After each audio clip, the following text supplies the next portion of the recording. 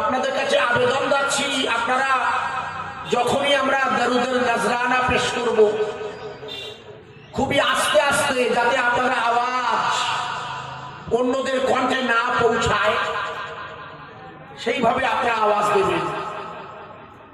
নবী নবী নবী নবী, এমন নবী হবে না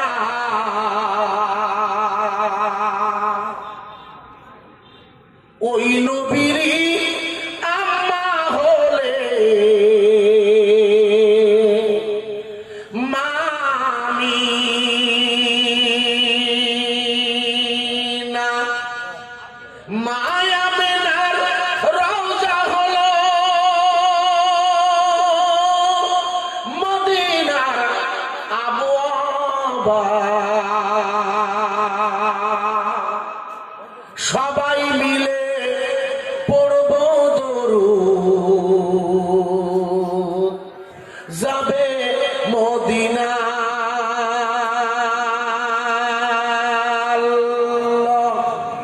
আল্লাহুম্মা সাল্লি আলা সাইয়্যিদিনা। একটু আওয়াজ দিয়ে রসুলের শানে সবাই পড়বেন না? হুজুরের শানে খুবই ভালোবাসা নিয়ে দরুদ শরীফ পড়তে হয়, খুব মন দিয়ে। আল্লাহর শুকরিয়া, আমরা এখানে অনেক ঈমানওয়ালা মুসলিম আল্লাহ রসুলের উম্মত হিসাবে আল্লাহ আমাদের এখানে বসিয়েছেন এই সুন্দরতম, আপনাদের এই পবিত্রতম মাগুরখালী দিনী মাজমা। আর সেই সুন্দর মাজমায় আমরা প্রিয় রসুলের সাথে খুবই ভালোবাসা নিয়ে আপনাদের এখানে তো আল্লাহ সদর নদিয়া জেলার এই দিকটাতে আপনারা অনেক, আমি এদিন একটা জালসা করলাম নদিয়া জেলাতে, ভীমপুর থানা, একবার থানার পিছনটায় ভীমপুর থানা বাজারে বললো এক ঘর মুসলমান ভাই একটা মসজিদ। আপনার খোঁজ নিয়ে দেখবেন ভীমপুরে, ওখান থেকে ভিতরে পাকুড়গাছিতে গেলাম যেখানে 3 ঘর ছিল, এখন কিছু বেড়েছে। আমি অবাক হয়ে দেখছিলাম, সব ভাই হিন্দু ভাই। খোঁজ নিয়ে দেখবেন পুলিশ প্রশাসনের লোকেরা ছিল, মধ্যরাতের প্রোগ্রাম, ওখানে তাও আপনার লোকজন নেই, মানে মসজিদ হিসাবে, তবুও তারা যথেষ্ট ভালোবাসার সাথে একটি দিনী মাজমা দিয়েছেন। এবছর প্রথম হলো। আল্লাহ কুদরত, মাগুরখালীতে অনেক দিন ধরে হয়। আমাদের বেনালীর হুজুর আল্লাহর মাহবুব সবাই চেনেন, ওনার রওজা জিয়ারাতে যান। আমাদের একটা দোষ হলো মারা গেলে আর মনে রাখে না, এটা ঠিক নয়। ওলিদের সাথে, উনি আল্লাহর ওলি, তো আশ্চর্য, এইটুকু বোঝেন না, ওলি চেনেন না ন্যূনতম।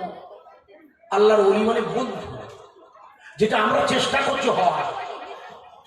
ওনারা আল্লাহ বন্ধুর বেশে মেহমান হয়ে আল্লাহর কাছে আল্লাহর ডাকে সাড়া দিয়েছে।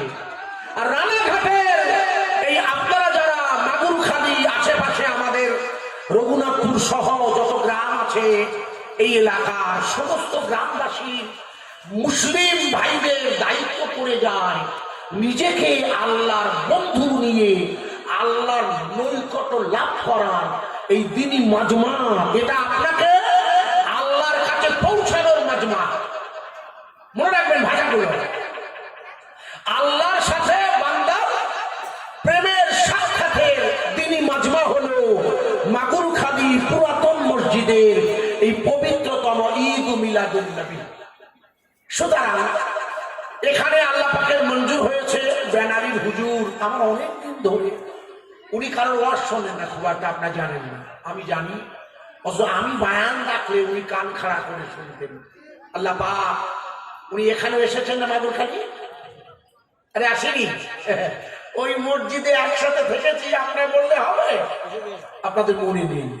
আল্লাহ ওলিদের হৃদয় নিংড়ানো প্রেম নিয়ে ফুরফুরা শরীফের মুজাদ্দেদে জামান আমিরুস শরিয়াত দাদা হুজুরের প্রিয়তম নামি দামি উলামাগণ এবছর আমাদের জিশান ভাইয়েরা, শাহরুল ভাইয়েরা, কর্তৃপক্ষ যে সমস্ত ওলামাদের দাওয়াত করেছেন তারা প্রত্যেকেই নিজ নামে খ্যাত ইনশাল্লাহ। তারা আলহামদুলিল্লাহ পরপর আপনাদের কাছে তিনি নসিহত করবেন।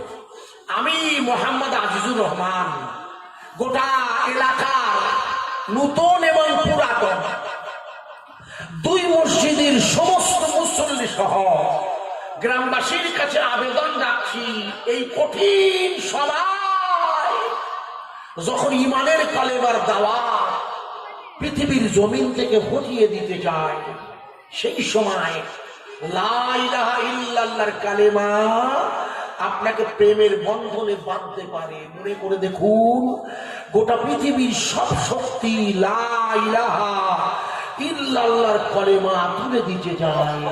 ঈমানওয়ালাদের দায়িত্ব, গোটা গ্রামবাসীর দায়িত্ব পড়ে যায় লা ইলাহা ইল্লাল্লাহ তাওহীদ কা ডঙ্কা আলম মে। এটা আমি বলি না, এটা দাদা হুজুর বলতেন ফুরফুরা শরীফে মুজাদ্দিদে জামান, ওনারা আওলাদের এখন, এটা আমার নয়, কিন্তু আমি বললাম এই জন্যে যেহেতু একটা লাইন বলছিলাম ওখান থেকে, তাওহীদ কা ডঙ্কা আলম মে বাজওয়া দিয়া কামলি ওয়ালেনে। অর্থাৎ গোটা পৃথিবীর জমিন ইজাজা নাসরুল্লাহ ওয়াল ফাতহ, যখন হে নবী আপনি দেখবেন কারণ দিন পূর্ণ হয়ে গেছে। এটা আমাকে ইন্ট্রোডিউস করে দিচ্ছি, যেহেতু আমার কাছে কর্তৃপক্ষ, আমরা যারা আলেমেরা বলবো না, এরা আমার কাছে একটা বিষয় লিখে দিয়েছে, আমি সেইটা বলবো বলে ইন্ট্রোডিউস করছি। পরপর আপনাদের খিদমতে বায়ানের আগে কি বায়ান করব আমি সেটা বলে নেব, আপনাদের তাহলে সুবিধা হবে বোঝার ইনশাল্লাহ। আমার পরে খুবই ভালো বলেন ছেলেটি, নতুন বেরিয়েছে, বেশ নতুন বলতে বেশ কিছুদিন হয়েছে, হযরতে মাওলানা আশিক বিল্লাহ সাহেব আমাদের স্নেহপ্রতি, খুবই ভালো বলেন। উনি আপনাদের কাছে আমার পর আলহামদুলিল্লাহ নসিহত করবেন। তারপরে আমাদের ক্যানিং এর দাহারানি, ওনার নিজ গ্রামে আমি বিগত কিছুদিন আগে গিয়েছিলাম। উনি এসেছেন হযরতে আলহাজ মাওলানা খায়রুজ্জামান সাহেবজি। আমি গুনাহগার, আপনাদের কাছে কিছু নসিহত করার আগে আবারও দাবি রাখছি, গোটা গ্রামবাসী ভাই যারা দাঁড়িয়ে আছে একটু বসে যায় ভাই, আপনাদের এসেছেন একটু বসে যান, যদি বসে ভালো হয়। এটা আপনাদের কাছে আমার তরফ থেকে আবেদন রইল, মেনে নেওয়াটা আপনাদের ব্যাপার। প্রাণ ভরা নসিহত পূর্ণ দিনী মাজমাতে বসে সকলেই মিলে একবার কালেমা জিকির করে নেব, লা ইলাহা ইল্লাল্লাহ লা ইলাহা ইল্লাল্লাহ। এটা জালি জেকে, এটাকে খপিতে আনতে হয়। জালি মানে জবান দিয়ে বলা, আর খপি মানে আপনার কলব বলবে গোপনে গোপনে। আল্লাহ সেটাই চেয়েছেন, খাফিয়ান নেতা, তোমরা আমাকে ডাকো চুপি চুপি, আল্লাহ চান যে ক্ষেত্রে চুপি চুপি করতে বলেছেন। তবুও আমাদের দাদা হুজুর তার সালেককে, তরিকতের শায়েখরা তার সালেকদেরকে প্রথমেই জলি জিকির একটা পাঠ দেন, যেটাকে খপিতে আনতে হয়। লা ইলাহা ইল্লাল্লাহ, আরো জোরে, লা ইলাহা ইল্লাল্লাহ লা ইলাহা ইল্লাল্লাহ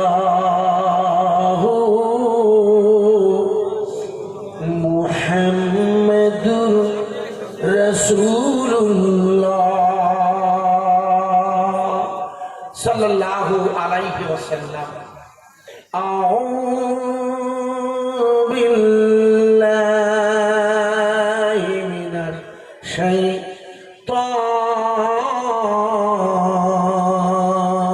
শাইতানির রাজিম।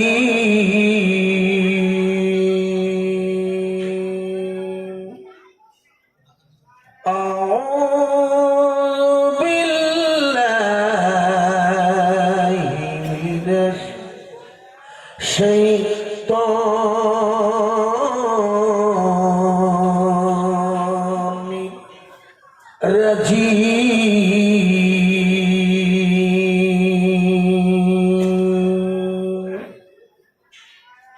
بسم الله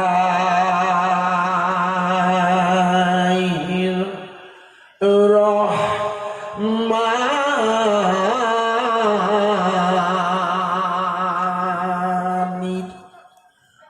الرحيم إذا أزلهم لا يستخرون ساعة ولا يستقدمون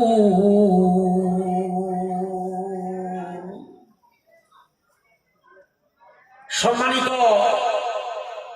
আমাদের পবিত্রতম মাগুরখানি জামে মসজিদে প্রিয়তম ইমাম সাহেব মুয়াজ্জিন সাহেব ভাই শুধু আল্লাহর মঞ্জুর হয়েছে আমাদের কর্তৃপক্ষ আপনাদের কাছে আমাকে কিছু দিনই নসিহত করার আবেদন রেখেছেন।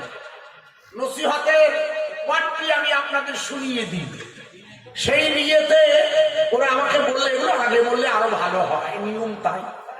কিন্তু ইদানিং আর বলে না কেউ, আগে তাও বলতো মোবাইলে, ইদানিং এলেই বলে এটা করবে ওটা করবে, কত রকম সব। সেটা ভালো খারাপ কিছু নয়। এবছরে এদের আমার কাছে দাবি করে দিয়েছে কমিটির নির্দেশ হচ্ছে আল্লাহর প্রিয় নবী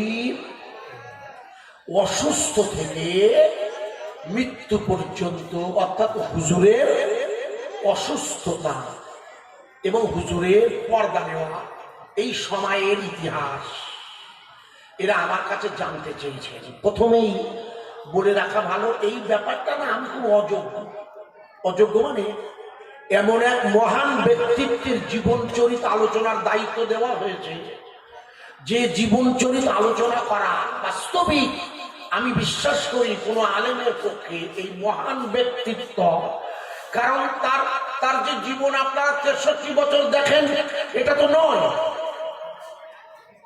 আপনি যে 63 বছরে হায়াতে জিন্দেগি করছেন এটা কি তাই? কখনো ভেবেছেন কি? ভাবেননি, আপনারা কেউ ভাবেন না। হুজুরের জীবনী কি 63 বছর না? আরে আদম আলাইহিস সালাতু ওয়াস সালামের সৃষ্টির হাজারো বছর আগে আল্লাহ যাকে নূর হিসাবে সৃষ্টি করেছেন, তার জীবন চরিত 63 বছরের গল্পে শেষ করা যায় না, ঠিক কিনা? ভালো করে ওয়াজ বুঝবে শোনা ভাই, আমি চেষ্টা করছি আপনাকে অন্তত বুঝিয়ে দেওয়া, কারণ যিনি সব মানুষের সেরা মানুষ, আল্লাহ রসুলের মতো এমন চরিত্রবান মহামানব আর পৃথিবীতে আসবে? আরে হ্যাঁ না বলুন, এটা আমি বলিনি। পৃথিবীর সব ধর্মগুরু, পৃথিবীর সমস্ত জাতি ধর্ম বর্ণ নির্বিশেষে সকলেই স্বীকার করেছেন মুহাম্মাদুর রাসূলুল্লাহ is a greatest leader of world. গোটা পৃথিবীর সমস্ত জাতির বিশ্বনবী হলো বিশ্বগুরু, জাতির গুরু। একবার জোরে বলেন, আরো জোরে বলতে পারেন। ইনি হলেন সেই মহান ব্যক্তিত্ব। আপনারা মনে করে দেখুন, আপনাদের মনে নেই বলে একটু মনে করিয়ে দিই। প্রথমে আপনারা সবাই জানেন, ইউটিউবে দেখবেন আছে, আপনাদের ইউটিউব আছে না সব হাতে আছে, দেখবেন 2021 সালে প্রশ্নটা ইউটিউবে এসেছিল, আর আমি যখন ওয়াচ করছি তখন তো এটা ছিল না। সেই আপনার তখন 2000 আরো অনেক আগে আমি বাঁকুড়া জেলাতে ওয়াচ করছি। আমি তখনই আমার প্রথম ওই ফুরফুরা শরীফের পীর আল্লামা মরহুম কালিমুল্লাহ সিদ্দিকী হুজুর ওই বাঁকুড়া জেলাতে উনিও ছিলেন। ঝামেলা দেখে আমাকে অর্থেও না দিয়ে বলা যায় গাড়িটা দিয়েছিলেন নতুন অ্যাম্বাসাডার। তখন আমাদের ইটিন্ডা ব্রিজ হয়নি, জিসান ভাই আমার বাড়ির কাছে তখন ব্রিজ হয়নি, তখন তার আগে কথা বলছি। আমাকে একটা প্রশ্ন করেছিল, যে প্রশ্নটা এখানে 2021-এ ইউটিউবে দিয়েছিল। প্রশ্ন ছিল, আমি বয়ান করতে করতে বলেছিলাম এই পর্যন্ত পৃথিবীতে যত ধর্মগুরু এসেছে যত নবী এসেছে, রসুল এসেছে, প্রফেট এসেছে, মেসেঞ্জার এসেছে, যত এসেছে তাদের সকলের মধ্যে এক নাম্বার হিসাবে গোটা বিশ্ব মেনে নিয়ে বাজারে একটা বই ছেড়ে দিয়েছে।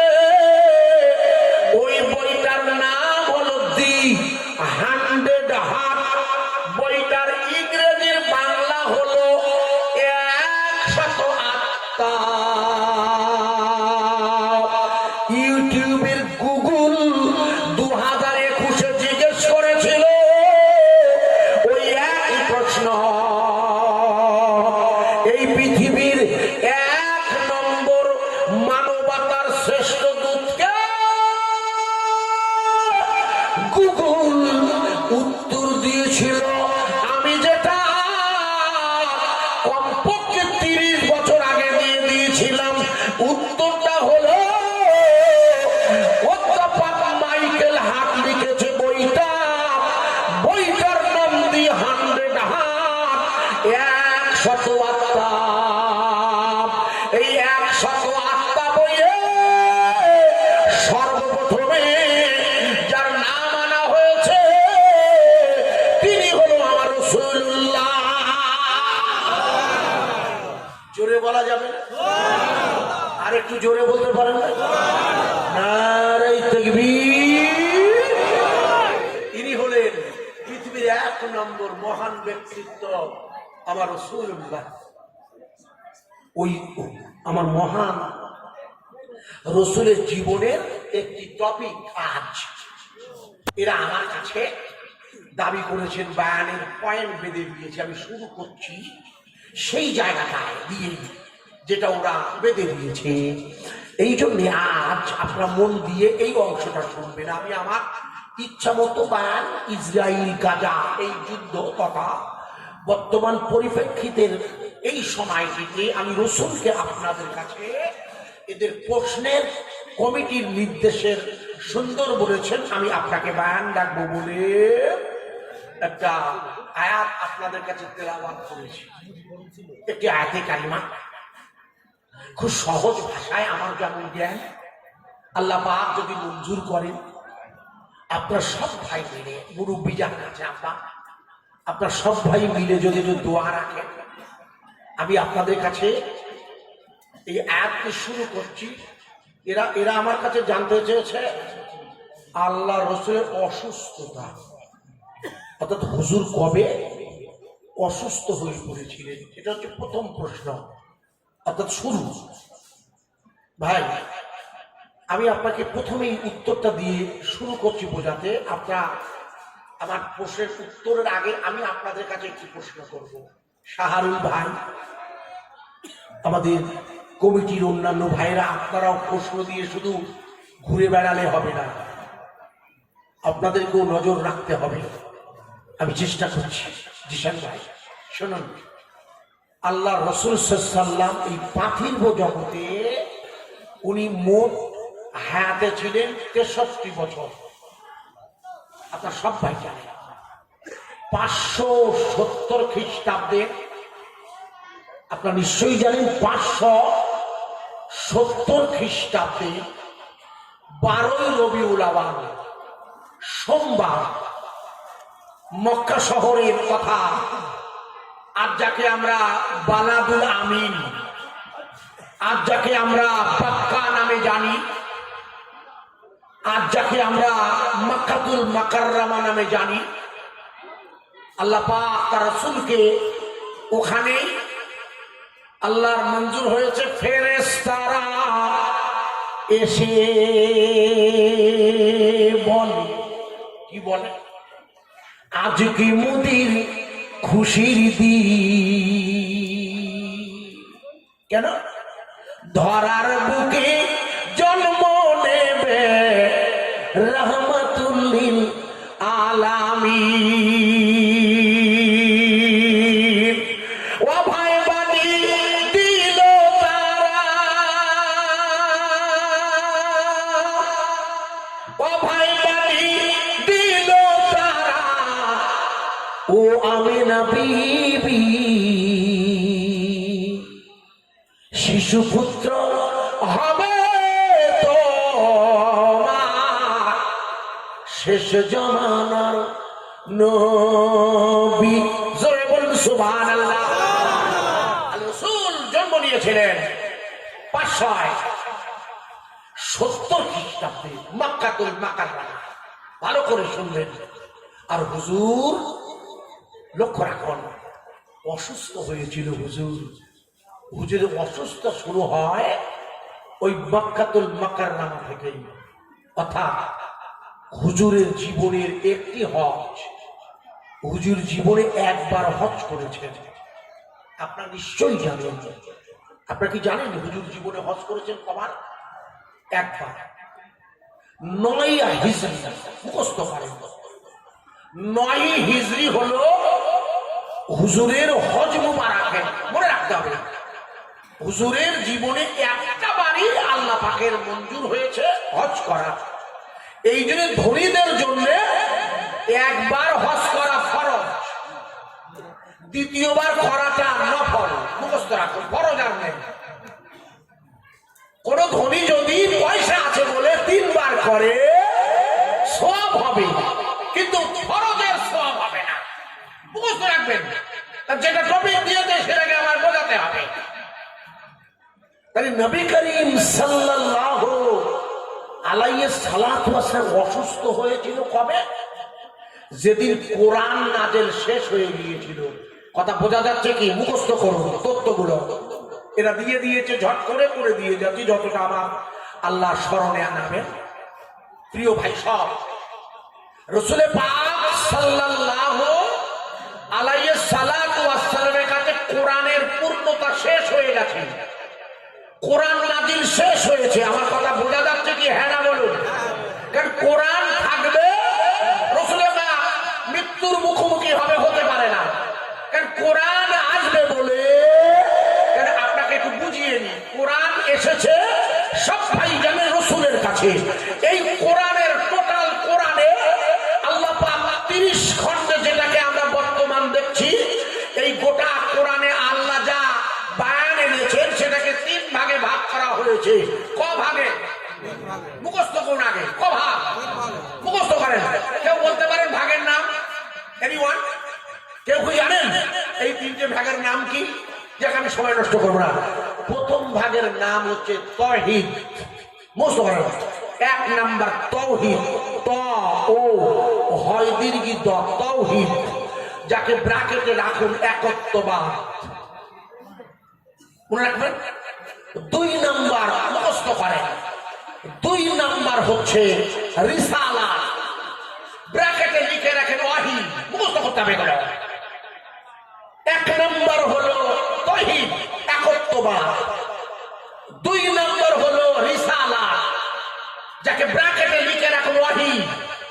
আর 3 নাম্বার হলো কিয়ামত, যেখানে রাসূল মানবতার শ্রেষ্ঠ দূত কিয়ামতের কঠিন ময়দানে। সব ভাই জানেন, আমি ওদিকে যাচ্ছি না, কিন্তু গোটা কোরআনটাকে আপনাকে বোঝানোর জন্য 3টি ভাগে ভাগ করে দিলাম। প্রথম ভাগ হচ্ছে তাওহীদ, একত্ববাদ। গোটা কোরআনের 3 ভাগের 1 ভাগ আল্লাহ একত্ববাদের দাওয়াত দিয়েছে। কারণ রাসূল যখন এসেছে তখন গোটা মক্কাতুল মুকাররমা, আরব, আল জাজিরা, গোটা হিজাজ সর্বত্রই বহুত্ববাদের ছড়াছড়ি। আমার কথা বোঝা যাচ্ছে কি? বহুত্ববাদ মানে হলো আল্লাহ ছাড়া, অর্থাৎ একত্ববাদের বিরোধী এসে যে মতবাদ তাকে বলে বহুত্ববাদ। ভালো করে বুঝতে হবে।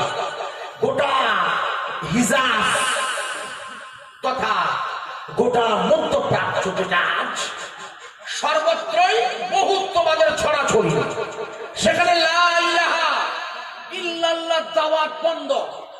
সেখানে লা ইলাহা ইল্লাল্লাহ আল্লাহর নাম গন্ধটাই নেই। আল্লাহর নিজের আদম নবীর বানানো প্রথম যে ঘর কাবা, সেই কাবা ঘরে আল্লাহর বিরোধী 360-এর অধিক শক্তি দাঁড়িয়ে আছে। লাত, উজ্জাত, মানাত। কথা বোঝা যাচ্ছে কি? হ্যাঁ না বলুন। আমার ওয়াজকে বোঝা যাচ্ছে? বুঝতে হবে, তা না হলে মুশকিলে পড়ে যাব। কারণ রসুলের পাককে বুঝতে গেলে কোরআনের পূর্ণতাটা প্রথম বুঝতে হবে। কারণ কোরআন বন্ধ না হলে রসুল তো অসুস্থ হবেন না, হননি। ওই ইতিহাস জানতে গেলে আগে কোরআন নাযিল শেষ করতে হবে। বোঝা যাচ্ছে কি? এবার একটা প্রশ্ন করবো আপনাদের, বলুন তো কোরআন শরীফের কোন সূরা শেষ সূরা?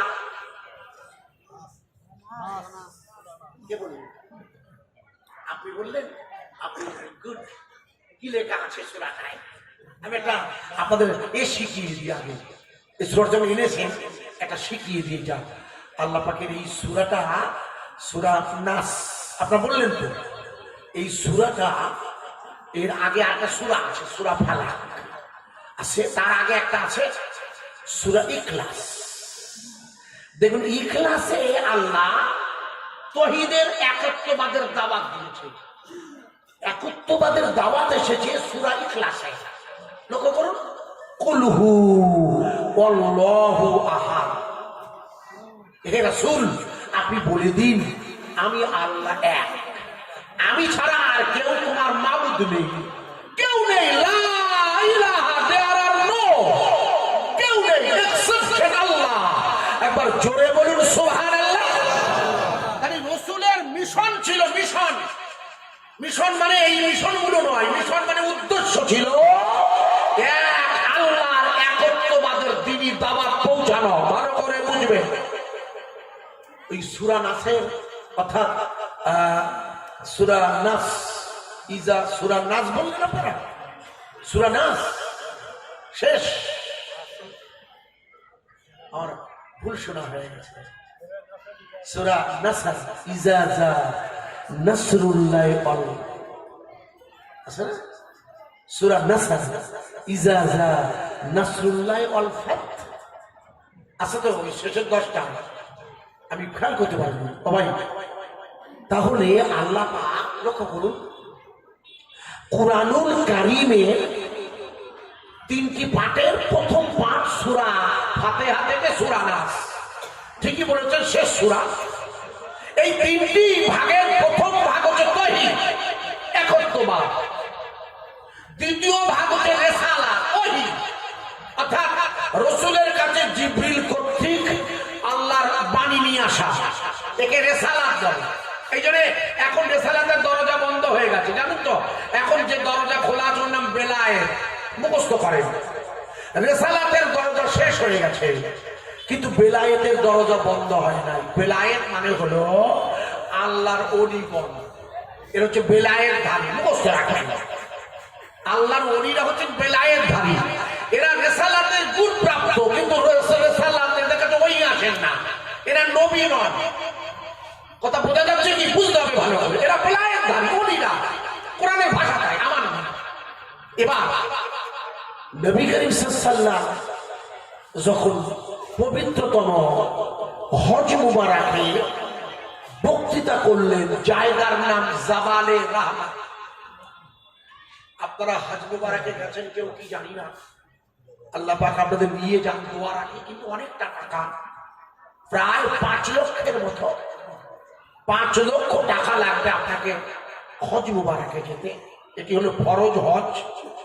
এই হজ মুবারাকে আল্লাহ রাসূল এসে যে জায়গায় ভাষণ দিয়েছিল তার নাম জাবালে রাহমাত। এই জাবালে রহমতের আর এক নাম হচ্ছে মিলনের স্থান। মুখস্থ করেন। এই মিলনের স্থান মানে এই কারণেই ওখানে আদম আলাইহিস সালাতু ওয়াস সালামের সাথে 300 বছরের অধিক সময় ধরে বিচ্ছেদের পর জাবালে রাহমতে এসে মা হাওয়া আর আদম নবীর মিলন ঘটেছিল। ওই জাবালে রাহমতে দাঁড়িয়ে আল্লাহ রাসূল লক্ষ লক্ষ সাহাবাদের কাছে জিজ্ঞেস করছে, আমি মুহাম্মাদুন নবী, আমার উপরে আল্লাহ যে দায়িত্ব দিয়েছে এই দ্বীনের দায়িত্বটা কি? করতে পারলাম। মনে করে দেখুন, সমস্ত সাহাবারা চিৎকার করে বলে, ইয়া রাসূলুল্লাহ, আপনি সম্পূর্ণভাবে আজকের এই দিনে আমরা সবাই বলছি আপনি আমাদের কাছে দিনের পূর্ণতা পৌঁছে দিয়েছেন, দিনের আর কিছু বাকি নেই। একবার জোরে বলা যাবে না? কমপ্লিট। হুজুর সাক্ষী দিলেন। সাক্ষী কেন? যেহেতু কিয়ামতের মাঠে প্রশ্ন করা হবে, সাক্ষী দেবে কারা? সাক্ষী দিতে হবে। বৃদ্ধ হুজুরের সাহাবাগণ এবং আমরা সবাই সাক্ষী দিচ্ছি আজ দিন পূর্ণ হয়ে গেছে। ওটা কোন সময়ের কথা বলছি? 9 জিলহজ। ওকে বলা হয় আরাফাতের দিন। ওটাকে কি বলে? আরাফাত। হজের কটা ফরজ আপনি জানেন? হজের 3টি ফরজ জানা আছে কি? জানি। একটা হচ্ছে ওকুফে আরাফাত। ওকুফে আরাফাত মানে আরাফাতে একটু অবস্থান করা, একটু হচ্ছে ইহরাম করা। ইহরাম লব্বাইক আল্লাহুম্মা লব্বাইকা লা শারীকা লাকা লব্বাইক ইন্নাল হামদা ওয়ান নিয়ামাতা লাকাল মুলক লা শারীকা লাক। এটি হলো হজের 2য় ফরজ। আর প্রথম হচ্ছে নিয়ত, নাওয়াইতু আন, ওগো আমি আল্লাহ, ওগো আমার আল্লাহ, আমি হজের জন্য ফরজের নিয়ত করছি। আপনাকে শেষ করতে হবে কোথায়? এসে আরাফাতের ময়দানে। এরপরে কি করতে হবে? আপনাকে ওই রাতের বেলা ফিরে আসতে হবে মুজদালেফায়। ওই রাতের বেলা ভালো করে শুনবেন, মুজদালেফায় ফিরে আসার পর 70টা পাথর কুড়াতে হবে। ওই 70টা পাথর কুড়াতে হবে। আর মাগরিবের নামাজ কাজা করেছিলেন, মাগরিবের নামাজ আরাফাতের ময়দানে মাগরিবের নামাজ পড়া যাবে না। ভালো করে মনে রাখবেন, আরাফাতের ময়দানে মাগরিবের নামাজ নেই। আমার কথা বোঝা যাচ্ছে কি? জোহর আর আসর একসাথে পড়ে নিতে হয়। জানেন কি? জানি না, আপনারা জানেন না, হয়তো হজে জানবে। তাহলে মাগরিব কাজা হয়ে গেছে। মাগরিব আর এশা একসাথে এসে মুজদালেফায় পড়তে হবে। মনে রাখুন, ওখানে রাত 2টো 2:30টার কমে পৌঁছানো যায় না। আমি 4 বার হজে গেছি, আমার অভিজ্ঞতা দিয়ে বলছি। যদি ইদানিং ব্যবস্থা হয়েছে আরো যোগাযোগ ব্যবস্থা, ওইখানে এসে একসাথে মাগরিব আর এশা পড়ে নিয়ে আপনাকে 70টা পাথর কুড়াতে হবে। কারণ যেই পূব আকাশে সূর্য উঠবেই লাল কেটে যাবে, সঙ্গে সঙ্গে মুজদালেফার এলাকা পার হতে আপনাকে এই মুজদালেফা পার হয়ে আপনাকে মিনায় আসতে হবে। মিনার ময়দানে তাঁবুতে কাপড় চোপড় রেখে অর্থাৎ ব্যাগশো পাথর সোজা পাথর মারতে ছুটতে হবে। এই কাজ শেষ করার পর আপনাকে একটা ফরজ বাকি আছে, তওয়াফে জিয়ারাত। এটা আপনাকে করতে হবে। ওই করার পর হজ কমপ্লিট হয়ে গেছে। এতগুলো কাজ করার পরে না আমার রাসূল বড় অসুস্থ হয়ে পড়েছেন। কথা বোঝা যাচ্ছে কি? কারণ হুজুরের অসুস্থ শুরু হয়েছিল, মনে করে দেখুন, জিলহজ মাসের শেষে, মুহররমের শুরুতে। মুখস্থ রাখেন, প্রশ্ন দিয়েছে। হুজুরের অসুস্থতা শুরু হয়ে গেছে অর্থাৎ 10ই, অর্থাৎ মুহররম মানে হলো 10 হিজরি। মুখস্থ রাখুন, মানে মুশকিলে পড়ে গেল। 10 হিজরি শুরু হয়েছে। নবী করিম সাল্লাল্লাহু আলাইহি ওয়াসাল্লাম অসুস্থ হয়ে পড়েছেন। যারা সাথী ছিলেন, অর্থাৎ যারা আবু বকর সিদ্দিক, ওমর ফারুক, আলী কাজু হুজুরের তত্ত্বাবধানে আছেন। আপনারা জানেন তো, মক্কা থেকে মদিনায় 450 কিলোমিটার রাস্তা। এখনকার সময় যোগাযোগ ব্যবস্থা খুব উন্নত, কিন্তু সেই সময় পাহাড়ের ভিতর দিয়ে অত্যন্ত সন্তর্পণে রাতের বেলা নয়, দিনের বেলা যেতে হতো। কারণ পাহাড়ের দস্যুরা অতর্কিতে হামলা করবে, এই ভয়ে এখনকার মতো যোগাযোগ ব্যবস্থা ছিল না। তাই মুহররম মাসের যাত্রা শুরু হয়েছে লম্বা সফরে। হুজুর খুব বেশি মাত্রায় অসুস্থ হয়ে পড়েছে। গোটা মদিনাতে খবর হয়ে গেছে আল্লাহ রাসূল অসুস্থ হয়ে পড়েছে। মদিনার ছেলেরা, মদিনার মেয়েরা আল্লাহর নবীর আগমনে এখান থেকে 10 বছর আগে আল্লাহর নবী যখন মদিনায় আসে, হুজুরের বয়স তখন 53, আর মদিনা শরীফে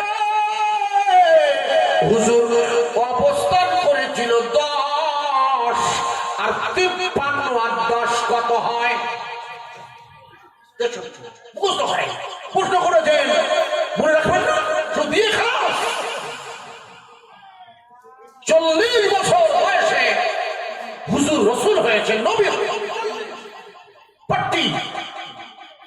13 বছর ওনার মক্কা জিন্দেগি, ওনার জীবনের একটি পাঠ মক্কা। তাই কোরআনের সূরার আগে লেখা আছে মক্কা সূরা নাযিল হয়েছে, আর একটি পর্ব হচ্ছে মদিনাতুল মুনাওয়ারা, যেই জন্য সূরার গায়ে লেখা আছে মদিনা। আবার মক্কার আয়াত মদিনায় এসে নাযিল হয়েছে। মদিনা মক্কার সূরা শেষ হয়নি, সূরা শুরু হয়েছে মক্কায়, শেষ হয়নি। মদিনায় এসে সেই সূরা আয়াত নাযিল হয়েছে। সূরা বাকারা লম্বা সূরা, সবচেয়ে বড় সূরা, দীর্ঘ সময় লেগেছে, কারণ কোরআন এসেছে আয়াত হিসাবে। আর আয়াত হিসাবে আসতে গিয়ে প্রত্যেকটি আয়াতের পিছনে কারণ এসেছে। বিনা কারণে কোনো আয়াত নাযিল হয়নি, ওকে বলা হয় শানে নুজুল। কোরআনের ভাষায়, তাফসীরের ভাষায় ওকে বলা হয় শানে নুজুল। আল্লাহ রাসূল সাল্লাল্লাহু আলাইহি ওয়াসাল্লাম মক্কা থেকে, মনে করে দেখুন, আপনাদের মনে নেই, যখন মদিনায় পৌঁছেছিল, মক্কার শিশুরা, মক্কার পুরুষেরা গোটা মদিনার অলিতে গলিতে দাঁড়িয়ে চিৎকার করে বলেছে, তলাল বাদরু আলাইনা মিন সানিয়াতিল বিদাই ওয়াজাবা শুকরু আলাইনা মাদা লিল্লাহি দাই। আল্লাহ রাসূল যেদিন মদিনায় এসেছে, মদিনার অলিতে গলিতে আনন্দের ধারা বয়ে যাচ্ছে। হুজুর মদিনার রাস্তা দিয়ে আছে, তলাল বাদরু আলাইনা। দেখো দেখো দেখো দেখো, আমাদের কাছে যেন আকাশে চাঁদ এসেছে, চাঁদের নবী সোনার ছবি এসেছে মদিনা। দলে দলে শিশুরা সব গলিতে গলিতে কয়, দয়ার নবী সোনার নবী এসেছে মদিনা। মদিনাবাসীর কপাল ভালো, যে দেখো তাই শিশুরা সব নবীর কাছে লাইনে দাঁড়ায়। মায়েরা সব এসে বলে, ইয়া রাসূলুল্লাহ, আল্লাহর নবীর কাছে মক্কা থেকে মদিনায় আসার পরে হাজার হাজার নারী পুরুষ হুজুরের খেদমতে আসছে, আর যে যা পারে দিচ্ছে। কেতাব খুলে দেখবি, একজন মহিলা এসেছে, মহিলা একজন নারী এসে বলছে, ইয়া রাসূলুল্লাহ, মক্কার লোকেরা আপনাকে বড় কষ্ট দিয়েছে, মদিনার জমিনটা আপনি একটু আরাম করে কাটাবেন। কিন্তু না না না না, হুজুরের জীবনটা কখনো আরামের ছিল না। মদিনাতে এসেছে, মক্কার লোকেরা মদিনা আক্রমণ করেছে 29 বার। আরাম হতে পারে কি?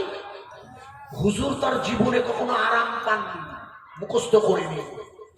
হুজুরের 63 বছরের জিন্দেগির 13টা বছর মক্কার লোকেরা অত্যাচার করেছে, সেজদা দিয়েছে কাবায়, উটের পচা বুড়ি চাপিয়ে দিয়েছে। আবার মদিনায় এসেছে, মদিনার বদরের মাঠে দাঁড়িয়ে রাসূলকে দুনিয়া থেকে হটিয়ে দেওয়ার নতুন এক আন্দোলন করেছে। আবু জেহেল, ওতবা, সুহাইবারা আল্লাহ রাসূলকে মেরে ফেলবে বলে করেছে, অথচ সেই ঘরের ভিতর থেকে রসুল বেরিয়ে মদিনায় পৌঁছে গেছে। কথা বোঝা যাচ্ছে কি ভাবছি? এই মদিনা শরীফের গলিতে গলিতে খুশি আর খুশি, মদিনা শরীফের গলিতে গলিতে খুশি আর খুশিতে ভরা। এই খুশিতে ভরা এক মহিলা এসে বলছি, ইয়া রাসূলুল্লাহ, মক্কার জীবনে কষ্ট পেয়েছেন, মদিনার মধ্যে একটু আরাম করবেন না?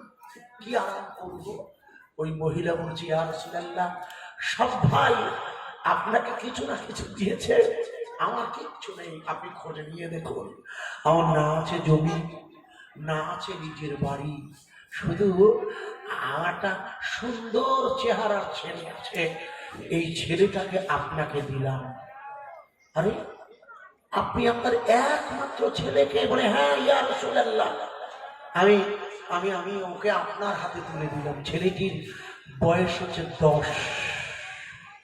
দীর্ঘদিন রসুলের সোহবতে ছিলেন, দীর্ঘদিন। হাদিস এসেছে এনার নাম হযরতে আনাস বিন মালিক রাদিয়াল্লাহু তাআলা আনহু, যাকে আমরা হয়তো আনাস রাদিয়াল্লাহু আনহু বলি, যিনি বলেছেন দীর্ঘ 10 বছর একটানা আমার যৌবন রসুলের কাছে কাটিয়েছি, কখনো ওনাকে রাখতে দেখিনি এবং আমাকে কখনো কোনো কাজের নির্দেশ দিতেন না। উনি কখনো কোনো ব্যাপারে অসন্তুষ্ট বোধ করতেন না, শুধু আমায় বলতেন তুমি গোপন বিষয়টা গোপন রাখবে। আমি আমার মায়ের কাছেও বলতাম না। এই আনাস বিন মালিক তথা হযরতে আনাস, ওনাকে ওনার মা দিয়েছিলেন হুজুরের খেদমতে, হুজুরের সুস্থতাকে সুন্দর করে মদিনার জমিনে টিকিয়ে রাখা। কিন্তু মুশকিল হয়েছে, মদিনার জমিনে হুজুর কি প্র্যাকটিক্যাল আরামে ছিলেন?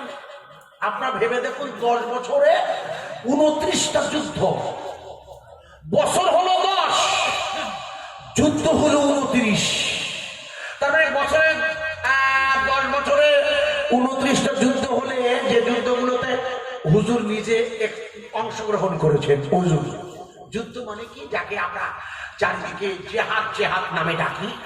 আমাদের ওই যে আবার বলবো, 1 মিনিটে শুধু বলছি, সংসদে গত পরশুদিন হামলা হয়েছে, স্মোক বম। যদি ওইটা কিছু মনে করে কোনো মুসলিমের দ্বারা হতো, নিউজ মিডিয়া কতটা পৃষ্ঠা খরচ করতে একবার ভেবে দেখতেন, ভাই ভুল বুঝবেন না, আমি প্র্যাকটিক্যালটা বলছি। কিন্তু ওখানেও দারুণ একটা বিপর্যয় হয়েছে। 2000-এ মনে করতে কোনো অটল বিহারী বাজপেয়ীর সময় হয়েছিল, আপনারা জানেন। আমি লম্বা করছি না, বুঝতে পারবেন না, ছোট্ট করে দিচ্ছি, মূল বয়ানটা রাখতে এসে গেল বলে। তার মানে হলো, এটাই আমি বোঝাচ্ছিলাম যে কিছু হলেই জেহাদের ধুয়ো তুলে আপনাকে সন্ত্রাসের কাজ করে দাঁড় করাতো। অথচ জেহাদ আরবি শব্দের বাংলা মানে প্রতিরোধ করা। 10 বছরে 29টা যুদ্ধ, মানে মাসে অর্থাৎ 1 বছরে কটা পড়ে? 3টে করে যুদ্ধ। যদি প্রত্যেক অর্থাৎ 3টে যুদ্ধ 4 মাস পর, এক নয় 4 মাসে যদি 3টে যুদ্ধ হয়, তাহলে তো ইউক্রেন রাশিয়ার যুদ্ধ ফেল খোকা। ইউক্রেন রাশিয়ার যুদ্ধ 1.5 বছর হয়ে গেছে, এখনো বলছে জুন মাস পর্যন্ত টেনে নিয়ে যাবে, আর গাজায় তো সবে চলছে। আমি লম্বা করছি না। তাহলে যে লোকটা, ভালো করে বুঝতে হবে, যে লোকটা 10 বছরে 29টা প্রতিরোধে বাধ্য হয়েছে টেকআপ করতে, ঘাড়ে এসে পড়েছে। তো আরে বাবা, মক্কার লোকেরা কি দরকার তোদের কাছ থেকে তো রসুল বিদায় নিয়েছে, তোরা রাখলি না। উনি তো রাতের অন্ধকারে আল্লাহর সাহায্যে এসেছেন, আবার তোরা এসেছিস কেন? যে জায়গায় এসেছিল নাম তার বদর, স্বাভাবিকভাবে হুজুর প্রতিরোধ করবে না, আপনার বাড়ি ভাঙতে আসবে, আর আপনি বলবেন না এই ভেঙো না। আশ্চর্য কথা, বাড়ি ভাঙলেও বলা যাবে না। কি আশ্চর্য, রসুলের জান নিয়ে, রসুলের ঈমানের দাওয়াত নিয়ে টানাটানি করছে, আর হুজুর প্রতিরোধ করবে না। এই প্রতিরোধের নাম হচ্ছে জিহাদ। কোরআনে যেটাকে জিহাদ ফি সাবিলিল্লাহ, আল্লাহর জন্য যুদ্ধ করা বলে দিয়েছেন আল্লাহ। খুব ভালো করে বুঝবেন, নবী করিম সাল্লাল্লাহু আলাইহি সাল্লামের 63 বছরের জীবনটা কখনো সুখের ছিল না, অথচ এই এই এই এই মোনাজাতটা আপনারাও করেন। আমাদের রসুল আমাদের মোনাজাতটা শিখিয়েছে, রব্বানা আতিনা ফিদ দুনিয়া হাসানা ওয়া ফিল আখিরাতে, আরে হ্যাঁ না বলুন, ওয়া ফিল আখিরাতে হাসানা। এটা জানেন কি ভাই? জানেন? এর বাংলা মানে করতে পারবেন? নিশ্চয়ই পারবেন, আমি মানে করে দিচ্ছি। রব্বানা, ওগো আমার প্রভু, আতিনা ফিদ দুনিয়া, আপনি আমাকে দুনিয়ায় মঙ্গল তথা ভালাই দেন। এর বাংলা মানে তাই তো না অন্য মানে আছে? রব্বানা, ওগো আমার প্রভু, আপনি আমাকে দুনিয়ায় মঙ্গল তথা ভালাই দেন। বলুন, ভালাই অর্থে কি বোঝায়?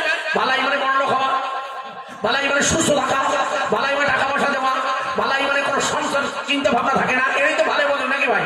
আরে হ্যাঁ না বলুন। নবী করিম সাল্লাল্লাহু আলাইহি ওয়াসাল্লামের 63 বছরের জীবনে কখনো ওই ভালাই পেয়েছে? ক্ষুধার জ্বালায় পেটে দিন পাথর বেঁধেছে, তার সামনে ওই কোরআন শরীফ নাযিল হয়েছে। তাহলে আমাকে বলুন, আল্লাহর নবী শেখালো তোমরা আল্লাহর কাছে দোয়া করো, রব্বানা আতিনা ফিদ দুনিয়া হাসানা।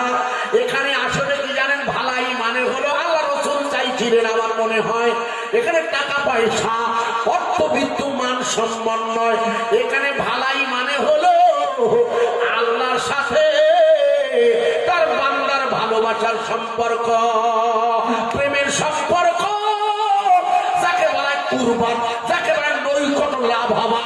অর্থাৎ বান্দার সাথে মালিক যদি নৈকট্য লাভ হয়ে যায়, বান্দার সাথে মালিকের যদি সাক্ষাৎ হয়, বান্দার আর কোনো দুঃখ থাকে না। একবার জোরে বলা যাবে না? বোঝা যাচ্ছে কি? বুঝবেন ওয়াজ ভালো করে। এখানে মঙ্গল মানে ভালাই মানে হলো আল্লাহর সাথে ভালোবাসার সম্পর্ক তৈরি করা, টাকা পয়সা নয়। আমার কথা বোঝার চেষ্টা করেন আপনারা। মদিনা চারিদিকে খবর এসেছে মুহাম্মদুর রাসূলুল্লাহ বড় অসুস্থ হয়ে পড়েছে। তার মানে মদিনার আগমনে মদিনার নারী পুরুষ বোঝা যাচ্ছে আজ। মদিনার নারী পুরুষ যেমন খুশিতে বাগে বা, আল্লাহর নবীর অসুস্থতাটা গোটা মদিনার নারী পুরুষ এমনকি পশু পাখিরা আল্লাহ রাসূলের অসুস্থতাতে তারা তাদের খাবারের কথা ভুলে গিয়েছে। আল্লাহর হাবিব বড় অসুস্থ, হুজুরের শরীরটা ভালো নেই। চারিদিকের এই খবর গোটা মদিনাবাসীর কাছে বড় পীড়াদায়ক, মানে যেন যেন সকলের যেন রোগ হয়েছে, রোগটা রসুলের নয়। আমার হুজুর অসুস্থ, সব ভাইয়ের কাছে খবর পৌঁছে গেছে। অথচ ইদানিং দেখবেন নেতারা অসুস্থ, কিম জিম বলে ও উত্তর কোরিয়ায় এইরকম বোক কাটা একটা লোক আছে জানেন, মাঝে মাঝে ওই পরমাণু বোমা হুমকি দেয় উত্তরকে দক্ষিণ কোরিয়া, জানেন ভাই? এর আগে শুনছিলাম মরে গেছে হলো ওই রাশিয়ায় ভ্লাদিমির পুতিন, তাতে নাকি ক্যান্সার হয়েছে। রাগ করবেন না, কিন্তু এরা কেউ নিজের রোগ বলতে চায় না, এরা বলে না যে আমরা অসুস্থ। মিডিয়ায় খুলে দেখবে, মিডিয়া বলছে এরা বিরাট অসুস্থ, কিন্তু ওরা স্বীকার করে না। কিন্তু মদিনাবাসীর কাছে খবর হয়ে গেছে আল্লাহ রাসূল অসুস্থ হয়ে পড়েছে। হুজুরের এই অসুস্থতা গোটা মানুষের কাছে যেন নতুন করে আর একটা রসুলের প্রতি ভালোবাসা, এক আশ্চর্যের নাজরানা। একটু জোরে বলা যাবে না সুবহানাল্লাহ? আরে বন্ধুত্ব তো তাকেই বলে যিনি মুসিবতের সময় সাহায্য করে। আমার কথা বোঝা যাচ্ছে না? সুখের দিনের বন্ধু অনেক, কিন্তু যখন আপনি অসুস্থ মাজুর, আপনি খুব বুড়ো হয়ে গেছেন, অসুস্থ হয়ে পড়েছেন, ওই সময় খুব কাজে লাগে আপনজন। দেখবেন আপনার ছেলে মেয়ে, অন্তত পক্ষে আপনার স্ত্রী খুব নিজের হয়ে যায় তখন। ভাই বুড়ো বুড়ি বলে সহজ বাংলায়, গ্রাম বাংলা বলে বুড়ো আর বুড়ি, আর কেউ নেই ভাই। ছেলে মেয়ে তো বড় হয়ে গেছে, নাতি নাতনি হয়ে গেছে, বুড়ো আর বুড়ি হলো আলাদা। এই দুজন যখন অসুস্থ হয় খুব কাছাকাছি আসে। আল্লাহ রসুল যখন অসুস্থ হয়ে পড়েছিল, আল্লাহ রসুলের বিবিগণ শুধু নয়, গোটা মদিনার অলিতে গলিতে মেয়েরা বললে আমরা রান্না করব না, পুরুষেরা বললে আমরা আরামে খানা খাবো না। গাছের পাখিরা তারা ভুলে গেল তাদের কুকুর। গোটা মদিনাতে চারিদিকে হুজুরের অসুস্থতার খবর যত প্রচার হতে থাকে, আল্লাহর নবীর মদিনার মসজিদের পাশে হুজুরের বিবিদের ঘরে, যে ঘরে হুজুর থাকতেন, মনে করে দেখুন আল্লাহর নবীর বিবি উম্মাহাতুল মুমিনিনা, আমার মায়েরা, আল্লাহর নবীর যে বিবিরা ছিলেন, আমার এই মা জননীরা, সবাই মিলে একত্রিত হয়ে সিদ্ধান্ত নিল, শোনো আমাদের রাসূল, আমাদের নবী, আমাদের ফাতেমার আব্বা অসুস্থ হয়েছে। আমরা সবাই মিলে সিদ্ধান্ত নিলাম ওনাকে আমরা হযরতে মা আয়েশাতুল হুমায়রা, আবু বকর সিদ্দিকের বেটি, রসুলের বিবি আমার মা আয়েশাতুল হুমায়রার ঘরে রাখা হবে। একবার জোরে বলা যাবে না সুবহানাল্লাহ? কেন? যেহেতু হুজুর প্রত্যেক দিন হুজুরের বিবিদের ঘরে পালাক্রমে যেতেন, হুজুর কখনো কারো হক ফাঁকি দেন নাই। একে বলা হয় হুকুকুল ইবাদ। মুখস্থ রাখেন, হুকুকুল্লাহ আর হুকুকুল ইবাদ। হক হলো দুই প্রকার, জানা আছে কি? একটু রেসপেক্ট করতে হবে। হুকুকুল্লাহ আল্লাহর হক, সেটা বান্দার নামাজ পড়া, বান্দার রোজা রাখা। কিন্তু বান্দা যদি না রাখে এটা আল্লাহ মাফ করলেও করতে পারে।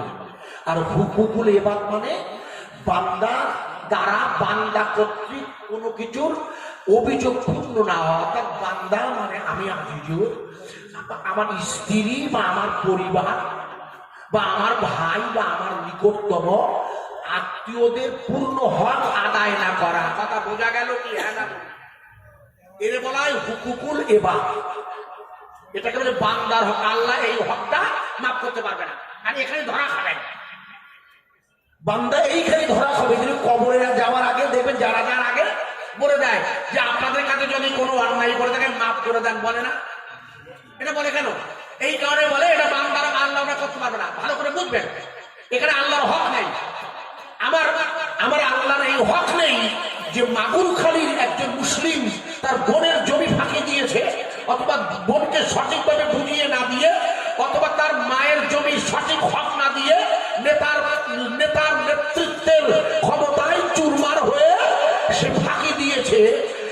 এই হুকুকুল ইবাদ, এই বান্দার হক আল্লাহ মাফ করতে পারবে না। ভালো করে শুনে নিন, এই বান্দার হকটা হলো সকলের কাছে খুব কঠিন। মনে রাখুন, এই জন্য মনে রাখুন, যদি কেউ 3 নয়া পায়, 5 নয়া পায়, 10 টাকা পায়, মনে রাখুন রায়ন ভাই আছে অসুস্থ, দোয়া রাখি, আলেম মানুষ জিজ্ঞেস করে দেখুন, নবী করিম সাল্লাল্লাহু আলাইহি সাল্লাতু ওয়াস সাল্লাম কখনো ঋণ ব্যক্তির জানাজা পড়তেন না। ঋণ বোঝেন তো? অর্থাৎ কোন ব্যক্তির কাছ থেকে ধার নেওয়া, সেই ধারটাকে বলা হয় হুকুকুল ইবাদ। ওই ঋণ আল্লাহ শোধ করতে পারবে না, আল্লাহর ক্ষমতা নেই। নাউজুবিল্লাহ, ভুল বুঝবেন না। কারণ টাকা নিয়েছেন তো আপনি আমার কাছ থেকে। আমার কথা বোঝা যাচ্ছে কি? এটিকে বলা হয় হুকুকুল ইবাদ। সব স্ত্রীর সাথে হুজুরের অবস্থান করাটা শরিয়াতের হুকুকুল ইবাদ। বিয়ে করেছেন একাধিক, 2 থেকে 3টে, আপনি কি 2টো? সাধারণত আমাদের শরিয়াতে একের অধিক স্ত্রী গ্রহণ করা যাবে প্রয়োজনের জন্য, দোষ নেই। তবে কোরআনে আল্লাহ বলছে একটাকে নিয়ে যদি আপনার মিটে যায় দ্বিতীয় ঝামেলায় যাবে না, বারবার বলেছেন আল্লাহ। এই জায়গাটা আমাদের বন্ধুরা অনেকে বোঝে না, অনেকে যায় না, চারটে মিথ্যে কথা কোরআনে কখনো বলেনি চারটে বিয়ের কথা। আমি ওদিকেও যাচ্ছি না, আজ আমার আলোচনা যেহেতু আলাদা ওদিকেও যাচ্ছি না। তার নবী করিম সাল্লাল্লাহু আলাইহি ওয়াসাল্লাম প্রত্যেকটি বিবাহ প্রয়োজন যে করেছে, প্রয়োজন, কারণ 52 বছর বয়সে আল্লাহ রাসূল দ্বিতীয় বিয়ে করেছে, এটাও ভাবতে হবে। 63 বছরের জিন্দেগির 52-53 যদি দ্বিতীয় ম্যারেজ হয়, ইনি আল্লাহর নির্দেশের দিন প্রচারের বাকি কাজ করার জন্য একজন জীবন সঙ্গীর প্রয়োজন ছিল। তাই পর্যায়ক্রমে আল্লাহ একাধিক বিবির ব্যবস্থা করেছিল। প্রত্যেকটি ঐতিহাসিক কারণ আছে, আমি লম্বা করবো না। কিন্তু ওই স্ত্রীদের সোহবতে যাওয়া, তাদের পূর্ণ মাত্রায় দেখভাল করাটা হচ্ছে হুকুকুল ইবাদ। কথা বোঝা যাচ্ছে কি? হ্যাঁ না বলুন। হুকুকুল ইবাদ মানে আপনার অধীনস্থ লোকের প্রতি সঠিক সমান ব্যবহার করা। যেমন আপনার প্রত্যেকটি সন্তানের প্রতি সম ব্যবহার আপনার জন্য হুকুকুল ইবাদ। এই হুকুকুল ইবাদ সব বিবিরা মিলিত ভাবে মা আয়েশা সিদ্দিকার উপরে পথ দিয়ে দিলেন যে আমরা নিশ্চিন্তে বলে আপনার কাছে দায়িত্ব দিচ্ছি, আপনি আপনার ঘরে রসুলকে অবস্থান করেন। কেন কেন ওখানে অবস্থান করবে? আসলে ওইখানে অবস্থান করবে কেন? ওখানে অবস্থান করাটা আসলে চায় কে? আল্লাহ। যার যেখান থেকে মাটি নেওয়া হয়েছে সেখানেই তার কবর হবে না? হ্যাঁ না বলুন। জিসন ভাইয়ের বাড়ি হলো মাগুরখালি, মনে করে থাকে রানাঘাটে, কিছু মনে করবেন না, এটা বোঝানোর জন্য বলেছি। আমার বাড়ি ইটিন্ডায়, আল্লাহ যদি না চায় ইটিন, আমি কিন্তু চাই ইটিন্ডায় আমার আব্বা আমার কবরের পাশে আমার কবর হোক। কিন্তু আমি জানি না আমার সৃষ্টিতে যে মাটি ব্যবহার করা হয়েছিল যেখানে আমার কবর হবে সেটা কোথায়, আমি জানি না। কেউ জানে না কি? কেউ জানে না। এই যেখানকার মাটি নিয়ে যা সৃষ্টি হয়েছে সেইখানে তাই কবর হবে। ওই মা আয়েশা সিদ্দিকার ঘরের মাটি নিয়ে রসুলের শরীরের জিবরিল আমিন যে সাদা মাটি নিয়ে গেছিল, জানো তো? কেন জানে না? মুন্ডু আবার ভিক্ষায় পিছনে হুজুরের সৃষ্টির আগে আল্লাহ বললেন, জিবরিল আপনি মাটি নিয়ে আসেন, মদিনা শরীফের সাদা বর্ণের মাটি, যে মাটিটা রাখলে নূরের জ্যোতি বার হচ্ছিল। হাদিস শরীফ খুলে দেখবেন প্রিয় ভাইয়া, ওইখানটায় সেই ঘরটাই হলো মা আয়েশার ঘরের ভাগে পড়েছে। তাই মা আয়েশা সিদ্দিকাকে আল্লাহর হুকুম হয়েছে, ওই বিবিরাও বললে আমাদের হক ছেড়ে দিচ্ছি, অসুস্থ রসুলকে আপনি আপনার ঘরে নিয়ে যান।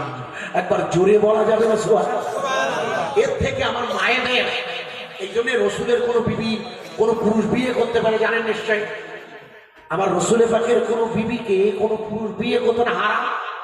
এটা জানেন কি?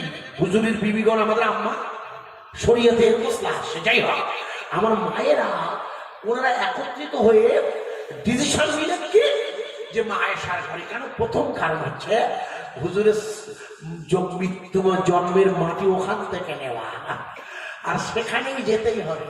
ঠিক সেই জায়গাটায় আল্লাহ মা আয়েশার ঘরটা, আর মা আয়েশা হলো ওই সময় সবচাইতে বিদগ্ধ, জ্ঞানী, মহিয়সী, হাদিস বিশারদ আল্লাহর মাহবুবা। একবার জোরে বলা যাবে না সুবহানাল্লাহ? তৎকালীন আরবের শ্রেষ্ঠ রমণী, বুদ্ধিজীবী, হাদিস বিশারদ, কোরআনের আয়াত শুনে মুখস্থ করতেন। জানেন কি? হযরত আবু বকর সিদ্দিক রাদিয়াল্লাহু তাআলা আনহু যখনই কোরআন শুনে বাড়ি আসতো সেটাই মা আয়েশাকে শোনাতো। জানেন না আপনারা? আল্লাহু আকবার, আল্লাহু আকবার। মা আয়েশাকে আবু বকর সিদ্দিক শোনাতো, আর মা আয়েশার সাথে সাথে মুখস্থ করে দিত। সেই আয়েশার ঘর হুজুরের অসুস্থতার স্থান। আল্লাহর নবীর বিবি আমার মা আয়েশা বর্ণনা করেছে, হুজুরের শরীর মাঝে মাঝে উত্তপ্ত মানে গরম হতো, মাঝে মাঝে হুজুরের শরীর দিয়ে ঘাম ঝরত, মাঝে মাঝে হুজুরের শরীরে ওই রুমাল জড়িয়ে দিয়ে ঠান্ডা করা হতো। আমি আয়েশা আমার রাসূলের কাছে বসে আমি আয়েশা যতটা পেরেছি খেদমত করেছি। আল্লাহর হাবিবের সাথে কথা প্রসঙ্গে আমি বলছিলাম, ইয়া রাসূলুল্লাহ, ইয়া হাবিবাল্লাহ, আপনার কাছে একটা প্রশ্ন জিজ্ঞাসা করব। বলে, বলো আয়েশা। তার মানে হুজুর এখন অসুস্থ। মনে করো যখন অসুস্থতা শুরু হয়েছিল মুহররম মাসে, বলেছিলাম মনে আছে, জিলহজ শেষ করে মুহররম শুরু হয়েছে। জিলহজে হুজুর ছিল মক্কায়, জিলহজ থেকে মদিনায় আসতে মুহররম পড়ে গিয়েছে। আর মুহররমের সাথে যে মাস শুরু হয় তার নাম সাফার। আর আপনারা সবাই জানেন আল্লাহ রাসূল পর্দা নিয়েছিল 12ই রবিউল আউয়ালে, যেটা এরা আমার কাছে টপিক বেঁধে দিয়েছে, অর্থাৎ জিলহজ। জিলহজ, মুহররম পবিত্র, সাফার আর রবিউল আউয়াল 3.5 মাস। আল্লাহর হাবিবের বিবি আমার মা আয়েশা সিদ্দিকার ঘরে আল্লাহর রাসূল আছেন। হয়তো আবু বকর সিদ্দিক মাঝে মাঝে আসে, ওমর ফারুক তো জায়গাটা ছাড়ে না। মা ফাতেমাতুজ জোহরা রাসূলের কাছাকাছি সর্বক্ষণ ঘুরছে। ইমাম হাসান হোসেন, হযরতে আলী কাররামাল্লাহু ওয়াজহাহু, এদের বলা হয় পাক পাঞ্জেতান। মুখস্থ রাখো, এরা হচ্ছে রাসূলের আওলাদ, হুজুরের আওলাদ বলা হয়েছে।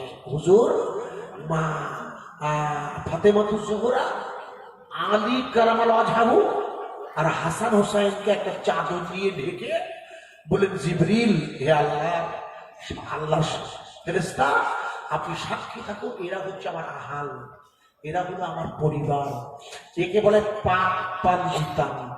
এরাই ঘুরছে কাছাকাছি। মা ফাতেমাতুজ জোহরা, হযরতে আলী কাররামাল্লাহু ওয়াজহাহু কিন্তু মা আয়েশাতুল হুমারার ঘরে অবস্থানের সময়, অসুস্থতার সময়ে চারিদিকে একটি ব্যাপারে আলোচনা চলছে। ব্যাপারটা হলো দিন দিন আল্লাহর নবীর অসুস্থতা বেড়ে যাচ্ছে। যে আয়াতটা আমি তুলেছিলাম, যখন আজরাইল এসে যাবে, ইজাজা আজালুহুম লা ইস্তাখিরুনা সাআতা ওয়া লা ইস্তাকদিমুন। যখন আজরাইল এসে যাবে,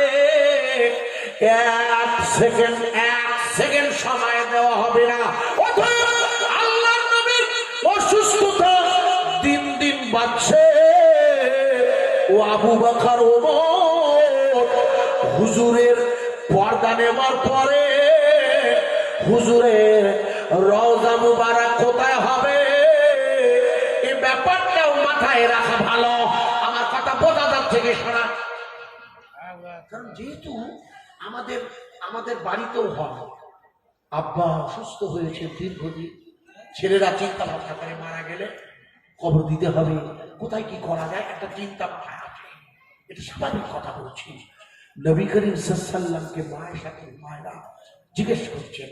মা আয়েশা হচ্ছে আবু বকরের মেয়ে, আর আবু বকর সিদ্দিক হচ্ছেন রাসূলের সেই প্রেম, সেই জান।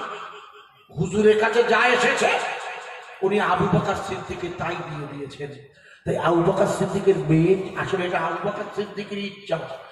জিজ্ঞেস করছে, রাসূলকে জিজ্ঞেস করো না, একটু সুস্থ হলে একটু জিজ্ঞেস করো না হুজুরের রওজা মুবারক কোথায় হবে। আমার কথা বোঝা যাচ্ছে কি? আমরা জিজ্ঞেস করতে পারি না। আমি আবু বকর যেতে পারি না, আমি ওমর জিজ্ঞেস করতে পারি না, আমি ওসমান জামাই হলেও, আমি আলী জামাই, কিন্তু আপনি স্ত্রী বেড পার্টনার কাছে আছেন, আপনি জিজ্ঞেস করতে পারেন। রাসূল একটু সুস্থ হলে জিজ্ঞেস করছেন যে হুজুর কিছু মনে করবেন না, হুজুর এই অবস্থা আপনি কিছু মনে করবেন না, বলে আপনার জিজ্ঞেস করছেন। বলে আয়েশা, আপনি জানেন না আয়েশা, রাসূলগণ অর্থাৎ নবীগণ যেখানেই পর্দা নেন সেখানেই তাদের কবর পায়। একটু জোরে বলবেন না সুবহানাল্লাহ। মশলা বার করে দিল হুজুর। হুজুর কি মশলা বার করে দিলেন? যে নবীগণ যেখানেই পর্দা নেয় সেখানে, এটা তো মশলা জানেন না শরীয়তে। আল্লাহ রাসূল ওই মশলাটা বলে দিলে নবীরা যেখানেই পর্দা নেন আয়েশা, আল্লাহ যদি আমার ঘরে, মানে এখন যা পরিস্থিতি ভাই মনে করে দেখুন, আল্লাহ নবী যে ঘরে আছে ওইটা ওনার বর্তমানে রওজা। এটা মনে রাখা ভালো, কারণ সব নবীদের রওজা ইতিহাস খুলে দেখবে তাদের 5 মিনিটের মধ্যে অধিকাংশ মিলে যায়। কারণ যেখানেই পর্দা নিয়েছে সেখানেই কবর মোবারক হয়ে আছে। ইতিহাস দেখবেন, লম্বা করছে না। রাসূল পাক সাল্লাল্লাহু আলাইহি ওয়াসাল্লামের বিবি জিজ্ঞেস করছেন, হুজুর আপনার রওজা বলে আয়েশা, এইখানে আমার একটা কথা আছে। কি বলে? শোনো, আমি একটা কথা তোমার বলছি, এই ঘরটার মালিক কিন্তু তুমি। কথা বোঝা যাচ্ছে কি? এই ঘর কার? তোমার। আমি তোমাকে দিয়েছি, এটা হচ্ছে হুকুকুলে বা, এই জায়গাটা তোমার। আমার কথা বোঝা যাচ্ছে কি? হ্যাঁ না বলুন। এই যেখানে আপনাদের পুরাতন মসজিদ, জায়গাটা কার? আরে জায়গা নিশ্চয়ই এই গ্রামের কোন ব্যক্তি, উনি মসজিদ করতে দিয়েছেন দান, আর যেদিন মসজিদ করতে দিয়েছেন সেদিন হয়ে গেছে ওয়াকফে লিল্লাহ। ওই মসজিদে পরবর্তী পর্যায়ে যদি উনি গিয়ে বলেন এটা আমার জায়গা, তাহলে ওই মসজিদের নামাজ হবে না। বোঝা যাচ্ছে মশলা? বোঝার চেষ্টা করার কোন ব্যক্তিগত সম্পত্তিতে আল্লাহর ঘর হবে না। যেদিন মসজিদ তৈরি হয়ে গেল ওটা কার ঘর? আল্লাহ। তাহলে যেদিন রাসূল পাক তার বিবিদের ঘর ভাগ করে দিলেন 9টা, তাহলে সেই দিন থেকে ওটা হয়ে গেছে মায়েশার ঘর। তাই রাসূলের পাকের নিজের দাবি নয়, আর রাসূলের দাবি নেই যে ওই ঘরটা আমার না, ঘরটার মালিক হচ্ছে আয়েশা বিনতে হুমায়রা। হুজুর জিজ্ঞেস করছে, আয়েশা এটাকে বলে হুকুকুল ইবাদ, অর্থাৎ বান্দার হক, মায়েশার জায়গা, তাকে জিজ্ঞেস করতে হবে।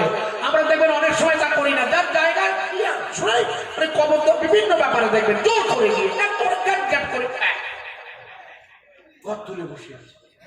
শরীয়তে রাসূল বললে কেউ যদি এক মানে কি বলবো চুল পরিমাণ লোকের জমি জোর করে দখল করে, দেখুন হুজুর বললেন তার পেট পৃথিবীর কোনো কিছুতে ভরবে না, পৃথিবীর কোনো কিছু তার পেট ভরবে না কিয়ামতের মাঠে।